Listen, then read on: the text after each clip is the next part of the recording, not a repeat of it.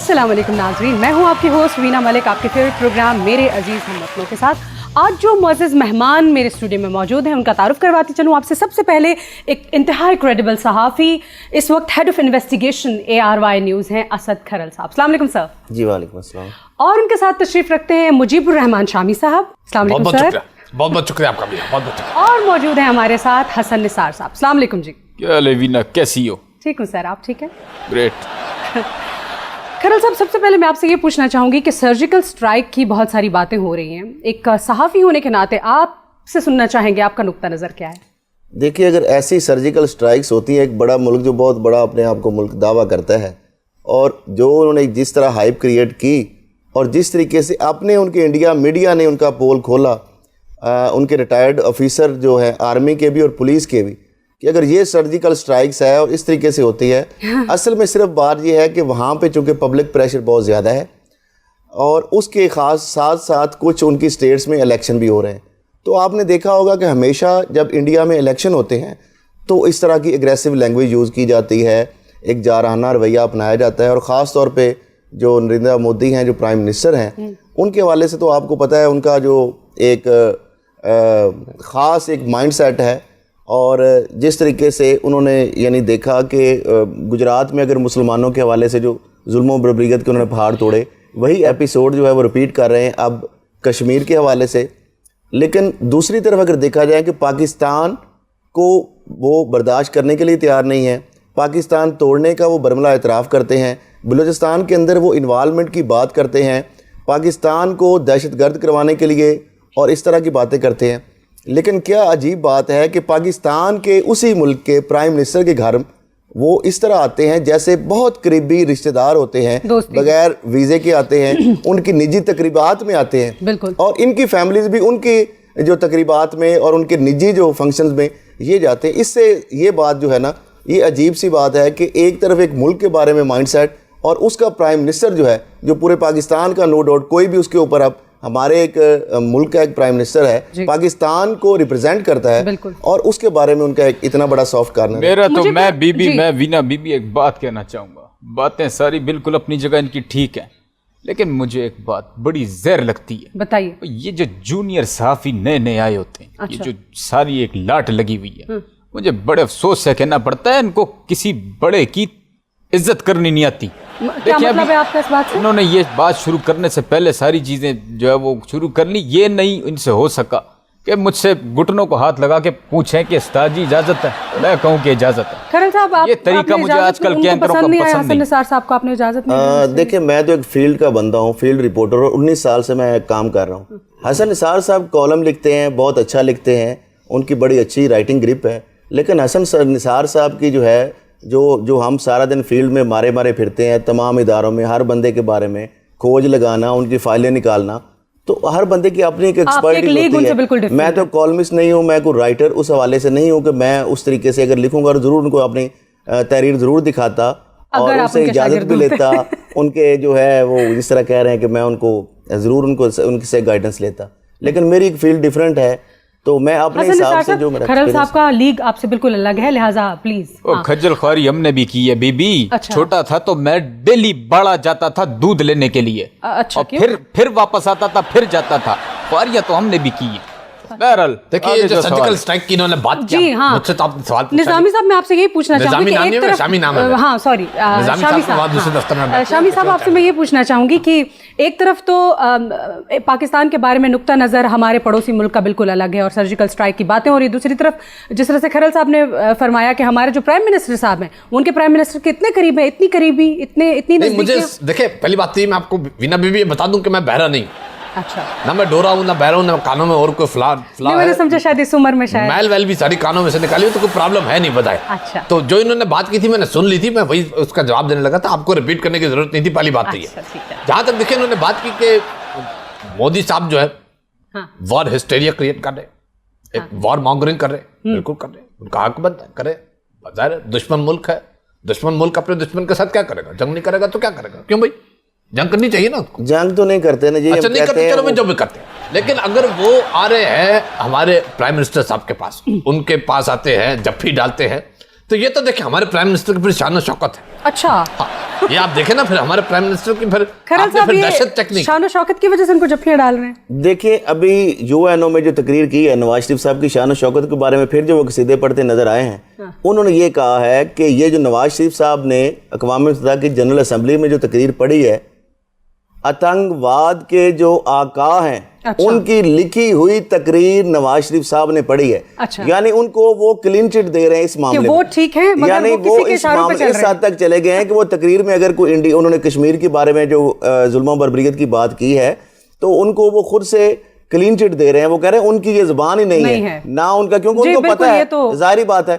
तो वो ये समझ रहे हैं कि शायद नवाज शरीफ साहब जो है उन्होंने जो पढ़ा है या जो अंदर से दिल से बात नहीं निकल रही थी, शायद उन्होंने किसी के आगे उनके स्पीच रखी और उन्होंने पढ़ दी है। और मतलब अब्बा हमरे मजबूरी, अब ये मुझे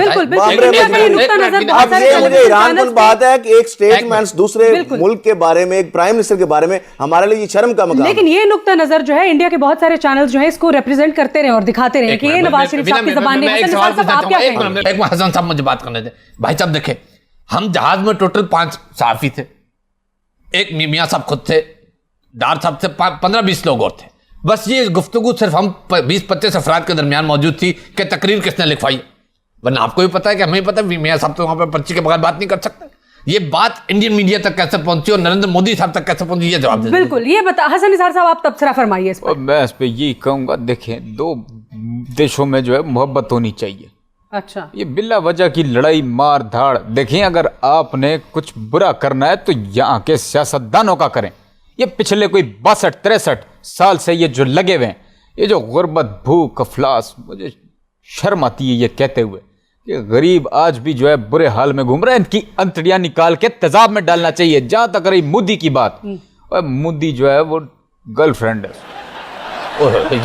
बड़ी वाहियात बात कर दी आपने, बात कर दिया, इसीलिए तो पीछे नहीं छोड़ता वो। साहब ये जो सारा सिलसिला चल रहा है, ये जो ताल्लुक एक चल रहा है, और ये जो जिस तरह से निजामी साहब ने भी कहा है, शामी साहब नाम है मेरा, निजामी नाम नहीं है मेरा, खुदा के वास्ते मुझे निजामी नहीं कहा, मुझे नाम मेरा शामी है।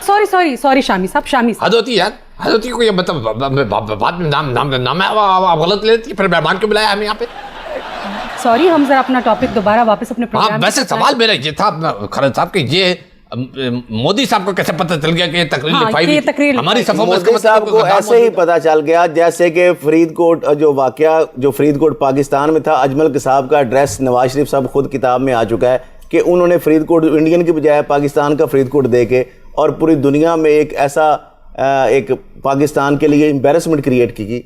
बल्कि वो मोदी साहब ने पहले तो वैसे एक इनके बारे में काफ़ी थोड़ा सा नाराज़गी भी थी। अच्छा। कि पेंडू जो देहाती खवातीन की तरह मेरी इन्होंने जो है ना शिकायतें लगाई हैं ओबामा के सामने। अच्छा। पता है ना, वो भी बात आई थी एक सामने। अच्छा, वैसे बातें बहुत अच्छी कर रहे हैं खरल साहब, बहुत अच्छी बातें कर रहे हैं, लेकिन अगर पीछे पीटीआई के तराने लग जाए ना, आए हाय नहीं, वो तो फिर खरल साहब एक्चुअल। अच्छा, खरल साहब ये बताइए कि नवाज शरीफ साहब ने खोनियत साथ हो, ये हुकूमत की जो टर्म है पूरी करते नजर आ रहे हैं इमरान खान साहब। मेरी बात चली गई बीच में। हुकूमत अपनी बदउमालियों, अपनी बदउनवानियों उसके बलबे तले दबेगी, ये मैं आपको कह रहा हूँ।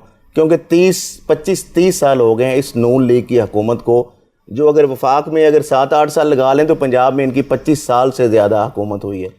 और उसमें आप देखें कि रात को आप अगर जाएंगे ना, आप दादा दरबार दाएं बाएं लाहौर के सफर रात को क्यों जाएंगे? तो फुटपाथ के ऊपर आपको लोग सोते नजर आएंगे। लोगों को सर छुपाने की जगह नहीं मिल रही, इनको डॉलर छुपाने के लिए जगह नहीं मिल रही। अब दुनिया भर में पनामा चोर जो है अब सामने आ चुकी। सर इमरान खान कहते हैं रंगे हाथों पकड़े गए। अब ये रंगे हाथों कई बार पकड़े गए हैं, लेकिन हर दफा एनआरओ हो जाता था। मैं समझता हूँ अब शायद एनआरओ जो वक्त वो गुजर चुका है। यहाँ पर एक छोटी सी ब्रेक का, ब्रेक के बाद फौरन वापस आइए।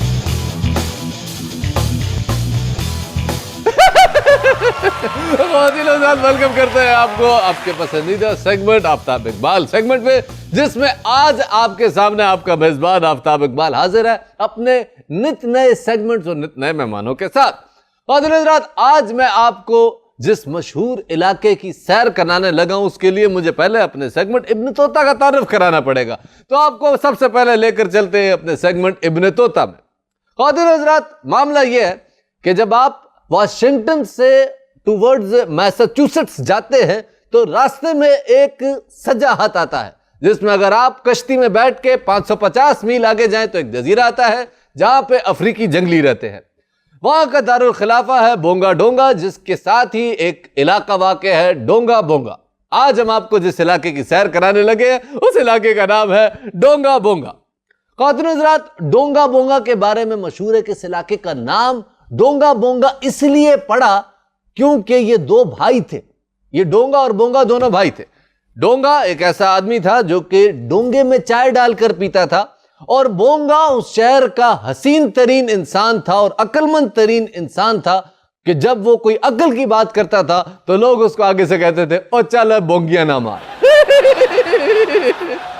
ख़वातीन हज़रात, इन दोनों भाइयों की दोस्ती बहुत मशहूर थी, हत्ता कि इन दोनों भाइयों को बैक्त वक्त एक नजीरा चंगड़ी से मोहब्बत हो गई। इसके बाद दोनों भाइयों के दरमियान माई नजीरा के तंदूर पर एक मशहूर जंग लड़ी गई जिसको जंगे तंदूरा कहते हैं। ख़वातीन हज़रात, यहां पे आपको यह भी बताता चलूं कि इस जंग में एक बड़ा ही होलनाक सानहा हुआ था कि जब डोंगा ने बोंगा की आंख में रुई धुनने वाली सराख मार दी थी, जिसके बाद बोंगा काना बन गया था। बोंगे काने की ये जंग, ये दास्तान बहुत मशहूर है और ज़बान ज़द-ए-आम है। इसके साथ ही यहाँ पे ये जंग खत्म हो गई थी। इस जंग का दौरानिया ख़वातीन हज़रात 3.5 मिनट था। ख़वातीन हज़रात, हवाखोरी इस इलाके की मरगूब ग़िज़ा है। साथ ही हम आपको बताते चलें कि इस इलाके में असलम नोकीले का डांस बहुत मशहूर है। ये 4 बच्चों का बाप नोकीला, असलम नोकीला, जनाना कपड़े पहन के माई नूरा के तंदूर पे आके गोल गोल घूम के नाचता है। इस रक्स को रक्स पेटा कहा जाता है क्योंकि ये असलम नोकीला पेट की खातिर वहां आके गोल गोल नाचता है, जिसकी वजह से लोग इस पे चवन्नियां ठंडियां फेंकते हैं, जिनको जमा करके वो अपनी गुजर बसर पूरी करता है। इसके साथ ही ख़वातीन हज़रात, यहाँ पे आपको ये बताता चलूं कि खुसरे नचाना इस शहर का कौमी खेल है। बांदर किला को यहाँ पे एक इंटेलेक्चुअल स्पोर्ट की हैसियत हासिल है। इस शहर का कौमी फल तरबूज है। और साथ ही मैं आपको यह बताता चलूं ख़वातीन हज़रात कि इस शहर के आवारा कुत्ते इंतहाई मुनफरिद है, क्योंकि ये सारे के सारे कुत्ते हमसाया मुल्क के मीडिया की तरह एक साथ भौंकते हैं। ख़वातीन हज़रात, अब चलते हैं आज के मेहमानों की तरफ और इनका तारुफ कराते हैं। ख़वातीन हज़रात, आज मेरे साथ तारीख के 2 अहम किरदार मौजूद हैं। कोई मामूली लोग नहीं है, बड़े अहम किरदार हैं। मेरे साथ बैठे हैं शहजादा सलीम और उनके साथ मौजूद है मोहतरमा अनारकली साहब। मैं आप दोनों को खुशामदीद कहता हूँ मेरे अजीज अहमदों में। हत्ते अदब गुस्ताख। अच्छा, हत्ते अदब मैंने क्या किया? हमारा पूरा नाम लो। अच्छा चले, पूरा नाम बता दे अपना। जिल्ले सुभानी, चेहरा नूरानी। खुदा की कसम नहीं लगता आपका चेहरा नूरानी। पिस्तरे शहनशाह, खाते हैं बेतहाशा अन्नेवा। आप किस किस्म की बात है? निगाहे रूबरू, शक्ल मानंद डोरेमोन हूबहू। फिर मुंह से बिगल बजाओ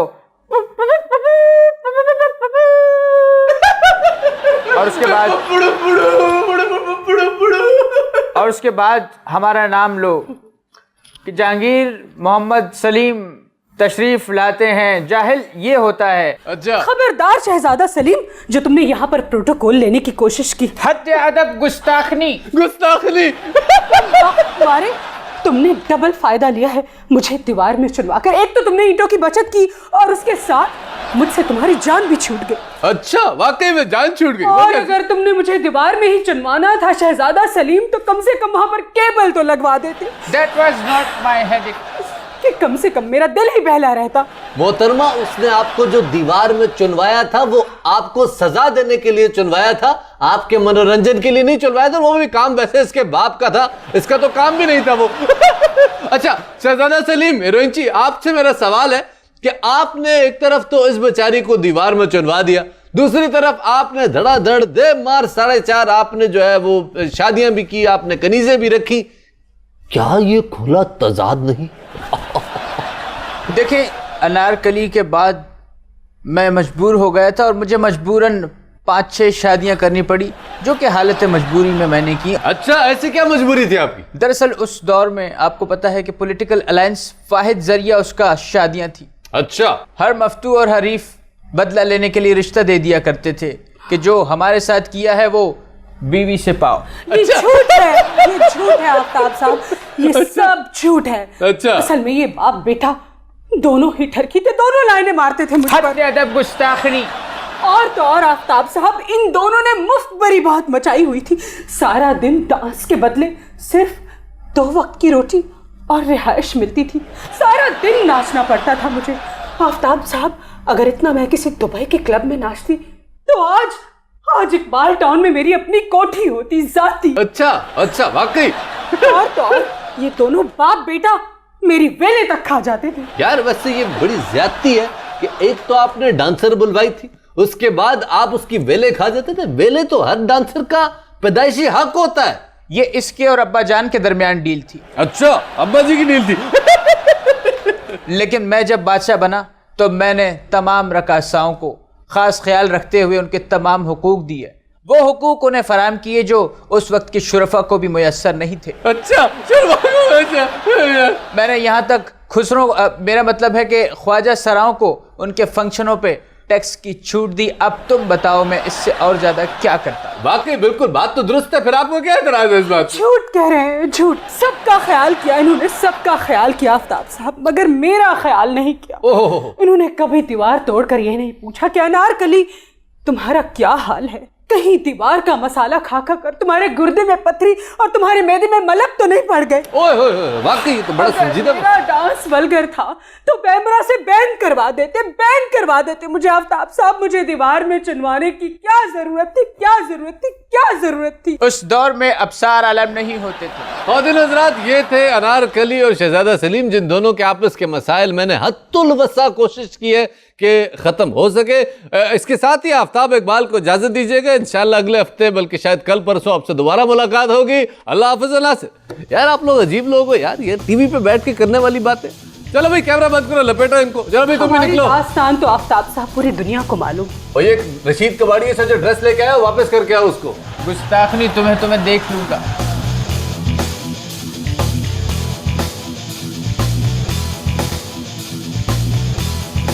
अस्सलाम वालेकुम तमाम नाज़रीन, तमाम सामाईन को मिर्ज़ा इकबाल बेग की जानिब से 24.5 फुट लंबा अस्सलाम वालेकुम। ख़वातीन हज़रात, मैं हूँ आपका पसंदीदा मेज़बान मिर्ज़ा इकबाल बेग और आप देख रहे हैं अपना पसंदीदा सेगमेंट मेरे अजीज़ अहमद। ख़वातीन हज़रात, जैसे कि आपको पता ही है कि हर नाकाम डायरेक्टर किसी ज़माने में एक टेलीविज़न एक्टर रहा होता है। इसी तरह हर नाकाम स्पोर्ट्स मैन जो होता है वो एक ज़माने में अच्छा स्पोर्ट्स जर्नलिस्ट बन जाता है। इसी तरह मैं आपके सामने मिर्ज़ा इकबाल बेग एक कामयाब स्पोर्ट्स जर्नलिस्ट होने के नाते आज आपके सामने लाऊंगा तरह तरह की नित नई खबरें। ख्वातीन और हज़रात, खबरें इतनी ज्यादा होती नहीं है जितनी मैं बना देता हूँ। खबरें ज्यादा इसलिए होती है ख्वातीन और हज़रात क्योंकि मैं खबरों की तह तक पहुंचना चाहता हूँ और इसी चक्कर में बात कहीं से कहीं निकल जाती है। हालांकि बात शुरू हुई थी क्रिकेट पे और अब मैं पता नहीं कहाँ निकल गया। खैर, इस वक्त हमारे साथ मौजूद है सरफराज अहमद, हमारे कराची के प्लेयर भी हैं और T20 के कप्तान भी है। सरफराज, अस्सलाम वालेकुम। भाई मिर्जा भाई, आप जब से इंग्लैंड से आए हो बर्गर हो गए हो। सही, ये चश्मे वाली टी शर्ट पहनी एकदम लड़के लगे हो। आज पेट तो नहीं आ रहा, देख पेट बहुत खा के आए हो, बहुत खा के आए हो। क्या खाया? वो नहीं खाते, हराम होता है भाई। अच्छा, फिर भी वो नहीं खाया, लेकिन फिर भी लंदन में काफी तफरीक है। उसके बाद अभी दुबई में भी काफी दिन रह के आए हो क्योंकि आपने वहां पे काफी अच्छी परफॉर्मेंस दिखाई थी जो मैं दुनिया के सामने लाना चाहता था। वेस्ट इंडीज को व्हाइट वॉश किया, कैसा लगा? भाई बिल्कुल उसी तरह की है जिस तरह क्रिकेट से पहले जो है ना, मैं लोगों के घर में जाके व्हाइट वॉश करता था उनमें। लेकिन उनमें बहुत सारे ब्लैक लड़के भी होते थे, लोग होते थे। मैं लोगों को कहा भी था ब्लैक आदमी, इन लोगों को ब्लैक वॉश कर दो, लेकिन उन्होंने मुनाफत कर दी और उन्होंने व्हाइट वॉश कर दिया। अच्छा, व्हाइट वॉश नहीं, मेरा कहने का मकसद ये था आपने T20 सीरीज वेस्ट इंडीज को 3-0 से हराई। आपकी परफॉर्मेंस भी काफी जानेहाना रही, काफी जानदार रही। आपको खुशी नहीं हुई? हाँ भी बहुत ज़्यादा मेहनत की, हम सब ने मिलकर मेहनत की है और लड़कों ने खास तौर पे ज़्यादा मेहनत की है। मेरी फूफो ने मेहनत की है। आपकी फूफो ने? उन्होंने कैसे मेहनत की? कर ली ना, मतलब इस तरह थोड़ी पड़ गई। यहाँ मेहनत की है, सबने मिलकर की है। अच्छा। भाई लड़कों ने पकौड़े बेचे, कोई जो है सिलाई मशीन के उस पर काम कर रहा है, कोई लूमों का काम कर रहा है, कोई हॉकरी कर रहा है सवैयों की। तो बहुत ज़्यादा मेहनत की है सबने। नहीं, ये इसका मैच से क्या ताल्लुक? अगर किसी ने सवैयों की हॉकरी किया, पावर लूम पे काम किया। मैं तो पूछ रहा हूँ कि आपने सीरीज किस तरह जीती? भाई इस तरह जीती जैसे जीती जाती है, क्या मतलब अजीब अजीब सवाल कर रहे हैं यार। हमने फुल मेहनत जान लगा दी मैच जीतने के लिए। आप हर वक्त करते विकेट कीपिंग के दस्ताने पहने रखते हैं, क्या वजह है इसकी? असल में हाथों में फ्रैक्चर हो गया था, डॉक्टर ने बोला ये ग्लव्स जो है ना वो प्लास्टर टाइप के हैं, वो लगा के फिरा करो। अच्छा, काफी माशाल्लाह अच्छी सोच आपकी। अच्छा ये बताइएगा कि आपने अभी रिसेंटली सुना होगा कि आपके इलाके से कराची में काफी बड़ी मिकदार में असलहा बरामद हुआ है, उसके बारे में क्या जानते हैं आप? यार देखो एकदम से सही सवाल कर दिया है भाई। इलाके से हमारी क्यों असला मिलता है, मुझे समझ नहीं आ रही। कौन इंडियन फौज आके रख के जाती है? मुझे जहां तक पता चला ये इंडियन साख्त का असला था और तकरीबन 4 ट्रक असला बरामद हुआ अजीजाबाद से। यार एक तो ये भारतीय फौज जो है ना, हाँ। सबसे गंदी फौज है, मनुष्य फौज है एक नंबर की। हम अच्छा। रात को सोए हुए होते पीछे से आके असला दबा देते हैं और फिर नाम डाल देते हैं उस पे एंड गेम पे। भाई कोई हाथ नहीं आने दूंगा एंड गेम पे। ओए भारतीय फौज सुन लो, कान खोल के सुन लो, बगैर अगर तुमने कोई ऐसी साजिश की तो तुम लोगों को छोड़ेंगे नहीं, ये मेरा वादा है, समझ रहे हो? मैं कह रहा हूँ तुम्हें। आप ये कहना चाह रहे हैं कि 4 ट्रक असला भारतीय फौज ने आके कराची में अजीजाबाद में दबा दिया? करके चले जाते हैं, मतलब साबित क्या करना चाहते हैं लोग? क्या साबित करना चाहते हैं हमारे लिए? हैं आज नहीं आने दूंगा कोई, ये मैं बता दूं। ये सुन लो, कान खोल के सुन लो, यहीं बैठ के बोल रहा हूँ। अच्छा आपने कहा आप एमकेएम पे आज नहीं आने देंगे, एमकेएम लंदन या एमकेएम पाकिस्तान? वो आपकी साहब दिखते हैं, आप जो भी समझे। अच्छा नहीं, आप कौन सी एमकेएम में है, फारूक भाई वाली में, अल्ताफ भाई वाली में? यार छोड़ो ना, पर्सनल बातें भी मेरे मुंह से निकाला गया बेटा, रहने दो, छोड़ो, ये सवाल नहीं करते। अपने काम से काम रखो यार, कहाँ सियासत की ओर ले गए तुम। अच्छा ये बताइएगा कि शाहिद अफरीदी आजकल बड़ा मचल रहे हैं, भड़क रहे हैं, तड़प रहे हैं, कहते हैं मुझे आखिरी मैच खिला दो, आखिरी मैच खिला दो। मेरा बच्चे ने उनको एक मैच भी ना खिलाता, पता नहीं 350 मैच किसने खिला दिए इनको।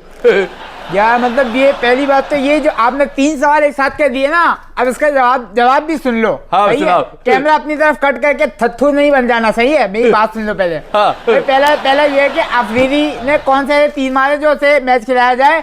दूसरी बात ये, सारी चीज उसने कर दी, इतना 20-25 साल लगा दिए, अरमानों से खेला, कौम के अरमान से खेला, कुछ डिवेल नहीं किया।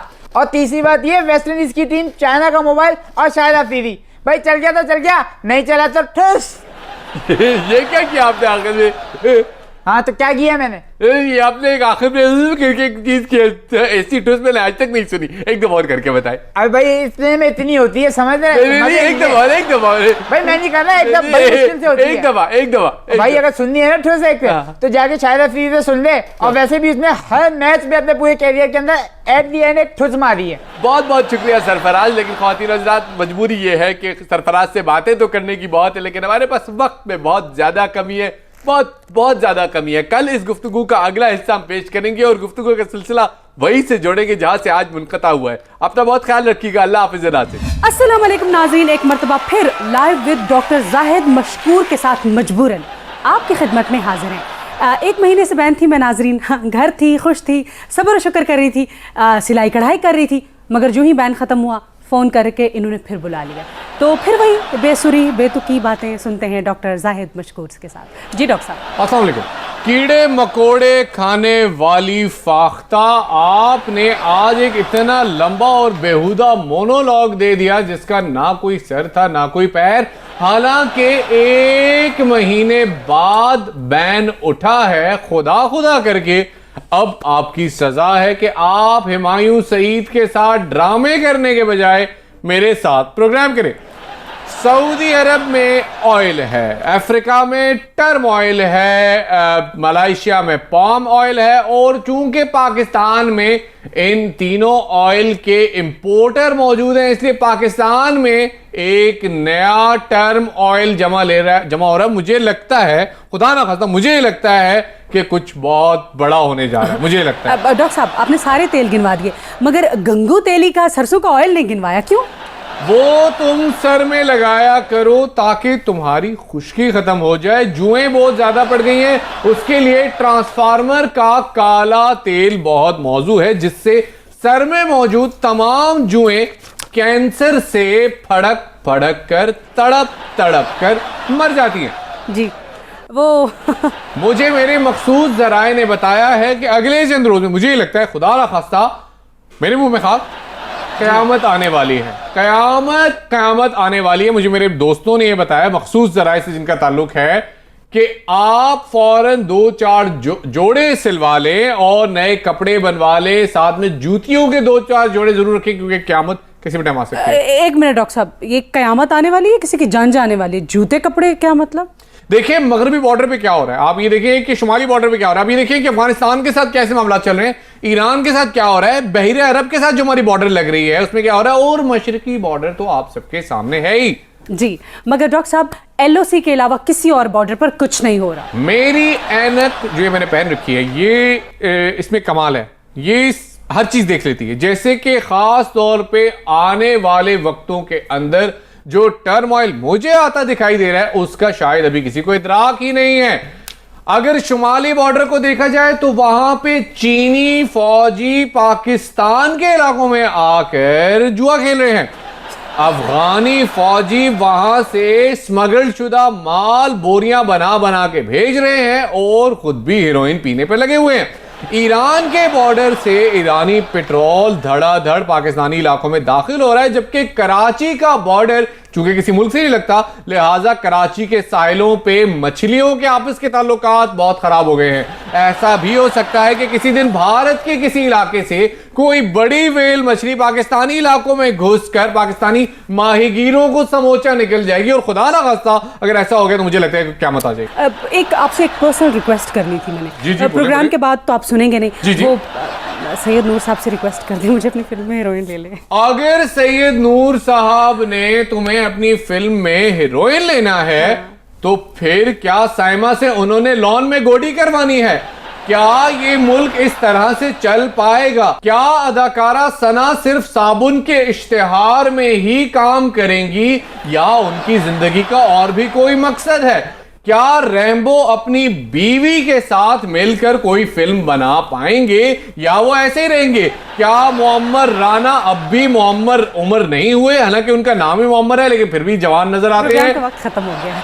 अपना और अपने गिरदो नवाह के लोगों का, पड़ोसियों का, गिरगिट का, छिपकलियों का और उनके आंडों का भरपूर ख्याल रखिएगा। अल्लाह हाफिज़। खुदा हाफिज। थैंक यू आपको वेरी किसी ने मच। कहा था खुदा हाफिज कहने का? मैंने कह दिया, खत्म होगी बात।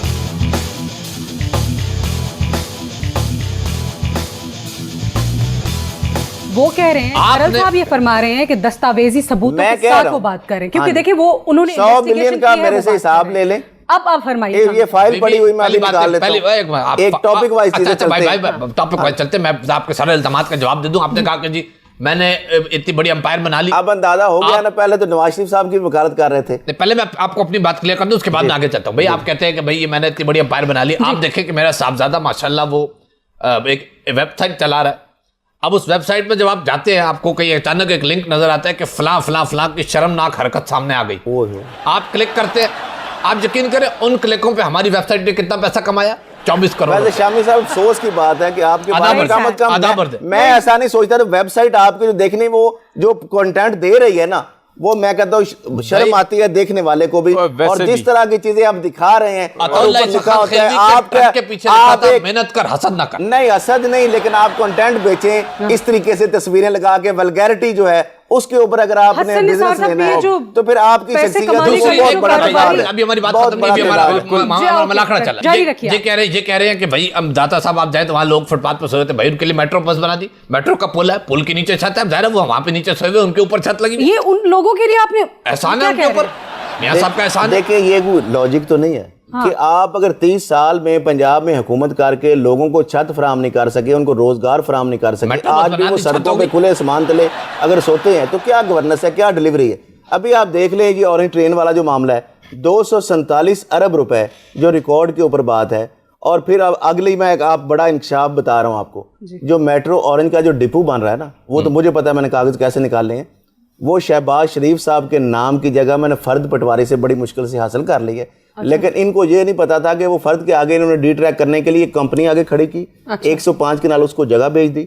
अब वो जो जगह का रेट है पर मरले के हिसाब से, अगर वो 5 लाख है तो पर मरला 10-15 लाख में होगा। और एक कनाल में 20 मरले होते हैं, और अब एक कनाल में 20 मरले और एक एकड़ में 8 कनाल, 160 मरले। 160 मरले जो है उसको 105 से ज़रब देंगे तो वो अरबों खरबों की गेम है।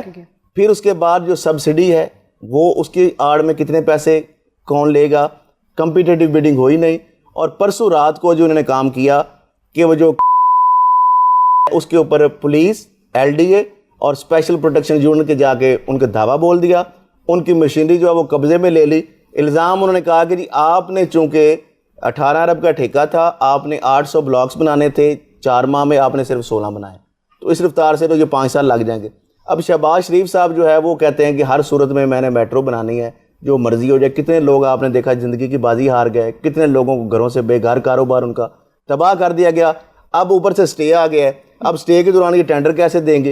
ये तो एक नया मसला खड़ा हो गया है। और ये जो शहबाज शरीफ साहब ने ख्वाब देखा था कि जिस तरह उन्होंने कहा कि मेट्रो दिखा के लोगों को बेवकूफ़ बना के हमने इलेक्शन जीत लिया, तो ऑरेंज ट्रेन मुझे तो बनती नजर नहीं, क्योंकि सुप्रीम कोर्ट ने भी यहाँ पे कर लिया। अब देखिए ये प्रायोरिटीज़ क्या है। आपके लाहौर के टीचिंग हॉस्पिटल है, आपको कभी अगर जाने का इत्तेफाक हो हॉस्पिटल में, लोग समझते हैं खराती है, सस्ता हॉस्पिटल है। मैं समझता हूँ सबसे महंगे हॉस्पिटल बनते हैं, क्योंकि वहाँ पे माफिया बैठे हुए हैं। आपको वो टीका जो बाजार से सेम सॉल्ट का जो 100 रुपए या 50 रुपए का मिलता है, वो 800 वाला टीका लिखेंगे, क्योंकि वहाँ पे उस कंपनी का मेडिकल रैप बैठा हुआ है, वो डॉक्टर्स को खिला रहा है और उसको पर टीके के हिसाब से 400-500 रुपया मिल रहा है, और उस बंदे को 8 टीके लगा देंगे और 24 घंटे में। अब उसका वो 100 वाला टीका 800 में लगना था, तो वो 8000 तक पहुंच जाएगी। वो कि उन्होंने बात ठीक की है, लेकिन मैं आपको बताऊं कि गरीब को टीका शुरू से लग रहा है, बहुत टीके लगे हैं गरीब को, और इनको शर्म नहीं आती। ये मेट्रो बना के और ये 2.5 लाख को सहूलतें देने के बजाय ये 2.5 करोड़ को जो बिस्तरों पे अस्पतालों में पहुंचा रहे हैं, वो इनको अक्ल के नाखून लेने चाहिए। बड़े शर्म की बात है, डूब मरने का मकाम है। ये क्या हरकतें कर रहे हैं, जो बात ये कह रहे हैं मैं इनसे इत्तेफाक करता हूँ जी। वो कि मेरे जूनियर हैं ये। शामी साहब, दूसरी बात ये- हसन साहब ये कंबल आपने ऐसे लिया हुआ जैसे अभी यहीं पे बुकल मार कर सो जाओगे। ये पुलों के नीचे होते हैं ना, जैसे शाम को बैठ के इसके अपना धुएं के बादल बना के अंदर वो कर रहे होते हैं। वो तो शाम में आप जो गली में लड़कों के साथ स्नूकर खेलते हैं, ये चीज आपको जेब देती है? आप मुझे बातें सुना रहे हैं। अच्छा, वैसे खरल साहब ने मुझ पे बातें बना दी कि भाई मैंने ये कर दिया, मैंने वो कर दिया, मैंने तरक्की कर ली। खुद ये स्कूटर पे बैठे थे। अच्छा, इनका एक स्कूटर होता था नीले कलर का, उसके अंदर ये वेस्पा में बैठ के वो तो वेस्पा चला रहे होते थे। अब वेस्पा से उनकी लैंड क्रूजर में आ गए। अच्छा, बुलेट प्रूफ गाड़ी है इनके पास, मौसम के पास बातें बड़ी बड़ी कर रहे हैं। क्या अगर हम करें तो भाई ये तो वही बात होगी कि भाई तुम्हारा कुत्ता कुत्ता, हमारा कुत्ता टॉमी। वैसे इतनी मेहनत और इतना टाइम तो मैंने सहाफत में लगाया, मैंने इतनी कमाई नहीं की, लेकिन हालात बदलें तो इन जैसे जूनियर्स के बदले। मैं ये सोच सोच के जूनियर कहां से आ गया भाई? 18-20 साल हो गए, इसको खुदा का खौफ कर दे। मैं इतना से तब से देख रहा हूं। बेलीपुर में जितनी इनकी एम्पायर है ना, आप एक्सचेंज कर ले हमसे, हमारी गाड़ियां एसेट जो है उसके एक्सचेंज कर लेते करने को तैयार हैं अगर आप समझते हैं कि आपके पास दौलत नहीं है। मुझे बेलीपुर देना ही नहीं है, और ना कोई मैंने एक्सचेंज लोगों का भी दबा लिए हैं उल्टा। कुछ लोग जो है ना, वो दानिश्वर जो बेचारे हैं वो रो रहे हैं कि हमारे प्लाट भी खा गए। ना, ये आपने क्या इल्जाम लगा दिया? मैं कुछ लोग, एक शायर है उसने मुझे कहा, उसने अपना रोना रहा है कि मैं भी बीच में बेलीपुर में गया था, लेकिन बाद में मुझे तो कोई चीज नहीं मिली। मैं कोई बदमाश हूं जो मैं लोगों से लेता हूं? कैसी अजीब बात की है आपने। वाह वाह, सवाल पूछने अगला। खैरल साहब, मैं आपसे ये पूछना चाहती हूँ कि रऊफ क्लासरा साहब और आप जो हैं, नाम मत लो उस शख्स का। क्यों? बिना, मैं यहाँ पे बैठा हूं तो रऊफ का नाम ना लेना। अच्छा, अब सवाल में लिखा था, राइटर ने लिख के दिया, मैं पूछ लूं? इजाजत तो वो, और आप हमेशा जब भी बात करते हैं तो सारे आपके पास कागजात होते हैं, तो मुझे ये बताइए कि रद्दी काफी इकट्ठी हो जाती होगी आपके पास सालाना? अल्हम्दुलिल्लाह काफी इकट्ठी हो जाती है, और लोग जो है ना अपने महकमों से निकाल के हमें देते हैं। अच्छा, हाँ, ट्रस्ट है उनको, क्योंकि हम उन कागजों को बेचते नहीं, हम उनके ऊपर स्टोरीज करते हैं, ब्लैकमेल नहीं करते, और लोगों का ट्रस्ट है। झूठ, हम डिस्क्लोज उनको नहीं करते, अपने सोर्स को प्रोटेक्ट करते हैं। और जो माफियाज बहुत सारे लोग हैं जो उनके इस मुल्क को साथ ठीक डील करना नहीं चाहते करते, उनसे लिफाफे नहीं लेते, उनके धौंस धांधली, उनकी धमकियों में नहीं आते, उनसे कोई परसेंट प्रिविलेज नहीं जब लेते। कुछ नहीं करना तो कागज क्यों लेते हो भाई? उनसे जब कुछ नहीं करना, हम ये नहीं करते, हम वो नहीं करते, हम ये नहीं करते, हम वो नहीं करते, वो नहीं करते, वो नहीं करते, तो भाई फिर कागज क्यों लेते हो? तो कागज इसलिए लेते हैं कि शाम को 6 बजे उनके मुंह के ऊपर मारने समोसे बेचते हैं। माफिया है, उनके मुंह पे ऊपर मारते हैं, जो कहते हैं, ताकि वो चैलेंज अब करें तो उनके मुंह पे ऊपर मारे वो कागज कि ये है वो डॉक्यूमेंट्स। अच्छा, देखिए, एक वक्त होता था कि एक्टर्स जो होते थे, जाहिर बात है टेलीविजन में तुमको ज़्यादा थोड़ा एक्सपोजर मिले इसलिए आते थे। आजकल देखें ये सहाफ़ी हजरात सारे टीवी पर आए हैं, तो कैसा, मतलब आजकल तो सहाफ़ी बड़े बड़े स्टार्स बने हैं सब। देखिए, हर फील्ड है, एक दौर होता है, जब जिस तरह फिल्म इंडस्ट्री थी, फिर उसके बाद ड्रामे आए स्टेज, तो आजकल काफ़ी इसका दौरा है। यानी शाम को तो मतलब अच्छी एक एंटरटेनमेंट, पहले शाम को लोग स्टेज ड्रामे देखने जाते थे। भाईजान, आपने गलती मिस कर दी मौसूफा की। टीवी पे आगे आपने मौसूफा की गलती मिस और कर दी। होम्योपैथिक एंकर भी कुछ, वैसे मैंने लोगों के मुंह से मैंने सुना है, वीना इधर वीना, मैंने लोगों के मुंह से वैसे सुना है कि लोग मुझे सआफत का शाहरुख खान समझते हैं। जी ये सॉरी, ये किसी ने कोई स्टेटमेंट देखिए बिना के बारे में? मैं एक बात बता दूं भाई, पहली जंग अजीम का दौर था, बर्मा के महाज पे कुछ अजीम जफाकश अफराद चाहिए थे, तो उन्होंने कहा कि भाई कौन नहीं, शामियों ने कहा कि भाई हम आ जाते हैं, उन्होंने कहा भाई ठीक है। अब हम सारे शामी थे एक साथ, एक जनरल महाज पे लड़ रहे थे, मैं भी सकत यहीं पे मौजूद था, फायरिंग हो रही थी, तो हमारे एक साथ में शामी भाई थे, उनकी जो है बंदूक में गोलियां खत्म हो गई। अच्छा। उनको गुस्सा आया, उन्होंने कहा या, और जी करके भागना शुरू हुआ, भागे वहां पे एक बर्मी फौजी के ऊपर पहुंचे, बर्मी फौजी के आगे जो थे बंदूक में गोलियां खत्म थी, उन्होंने चक मारा, हाथ। ये तो शामी साहब मैंने कहीं ना सुना है ना पढ़ा है ना। बस उन्होंने इसका गला दबा, ऐसे दबाया हुआ था, गला दबा के उन्होंने ऐसे यूं उसका जो इसके गर्दन में से खून का फवारा जारी था, उन्होंने उसको वहीं पे छोड़ दिया और वो बर्मिस फौजी वहीं पे मर गया। वैसे ये खिदमत है हमारी, हमारे जी अच्छा, समझ आ गई बीना बीबी चला आपको। जी निसार साहब, आपकी भी कुछ खिदमत हैं इस मुआशरे के लिए? बिल्कुल, निसारों की भी एक हिस्ट्री है, अगर आप तारीख में जाके देखें तो बड़े बेशुमार वाक़यात हैं, लेकिन उनमें सबसे खास और बहादुरी का वाक़या जो मैं तुम्हें सुनाना चाहूंगा वीना जी। लेकिन इतना घूर दो दोस्त, सर मेरी आदत है, अच्छा। दो दोस्त पुल क्रॉस कर रहे थे, नीचे 2 मगरमच्छ थे।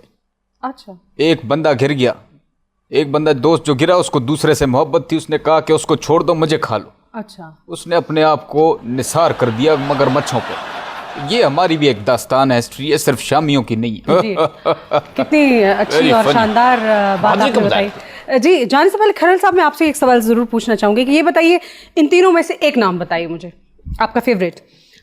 साबिर शाकिर, आरिफ भट्टी और मुबशर लुकमान। मुबशर लुकमान।